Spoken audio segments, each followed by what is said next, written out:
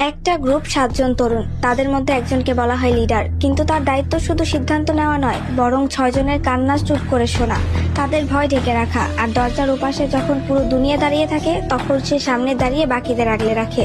হ্যাঁ, আমি আরএমের কথাই বলছি, ওরফে কিম নামজুন। যখন বিটিএস নামটা কেউ চিনত না, নামজুন তখনও বিশ্বাস রাখতো এই 6 জন একদিন আকাশ ছুবে। যখন জাংকুক কনফিডেন্স হারিয়ে ফেলতো, নামজুন তাকে বলতো, তুমি পারবে, তুমি আমাদের গর্ব। যখন তাইয়াং আবেগে ভেঙে পড়তো, নামজুন চুপচাপ তার পাশে বসে থাকতো, একটা কথাও বলতো না, কিন্তু জানিয়ে দিত তুমি একা না। যখন জিন নিজেকে অবমূল্যায়ন করতো, সে বলতো, তুমি শুধু হ্যান্ডসাম না, তুমি আমাদের ব্যালেন্স। যখন ইয়ঙ্গি নিজের দুঃখ গানে ঢেলে দিত, নামজুন তাকে বলতো, তোমার ব্যথা আমরা আমাদের শক্তি বানাবো। হোসেওকের ভয় যখন তাকে থামিয়ে রাখতো, নামজুন ছায়ার মতো তার পাশে দাঁড়াতো।